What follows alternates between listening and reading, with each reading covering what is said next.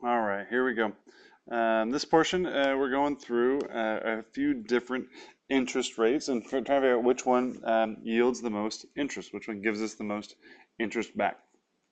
Now we're going to be setting these up through, so the first two, we'll have A of T is equal to, and we're just going to consider our initial deposit just one.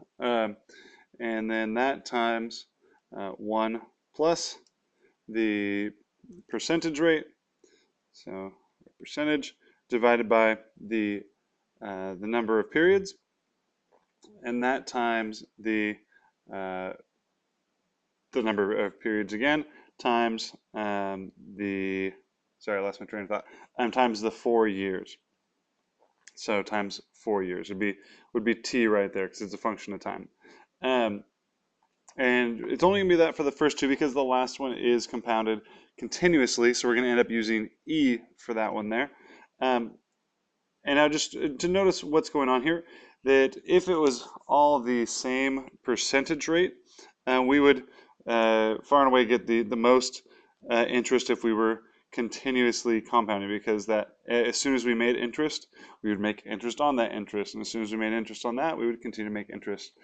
Same thing with it being compounded daily.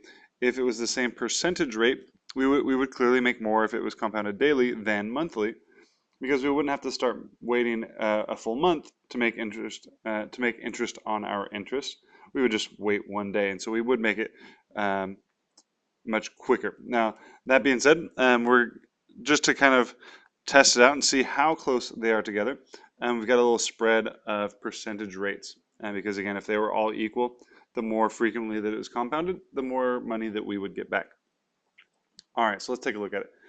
So plan A, we're going to have A of t is equal to that $1, or one, just kind of one whole amount of our deposit, times 1 plus 0.075 divided by, because that's the 7.5%, divided by 12, because we're doing this monthly.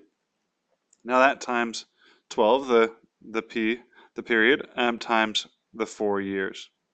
All right, and you throw that into your calculator and you go through it, and again, t is going to be 4 here because we're doing 4 years, and so a of 4 gives us right around 1.35. So there we go. After 4 years, we've made this extra 0.35, and that's now on to B. On plan B here, let's make the green a little bit darker.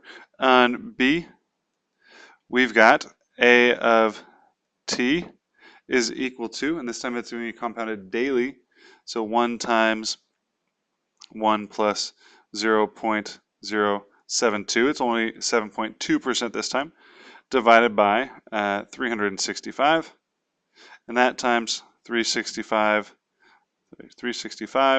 times 4.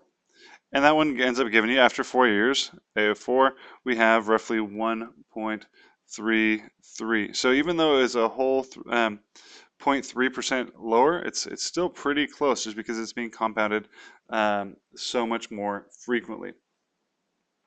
Lastly, we've got here's plan C.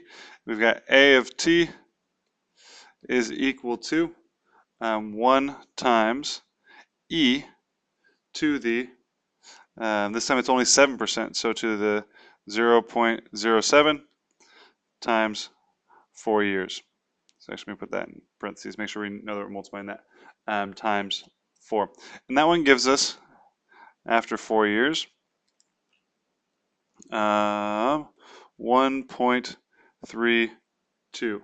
And so it's still a little bit lower, but it's almost an entire, or sorry, it's a half percentage point lower, and so that's quite a big jump as far as percentage points are considered.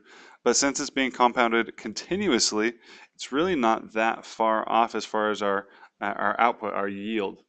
Now, just for clarity, as far as how we're going to hit this into our calculator, let me bring the calculator up here real quick.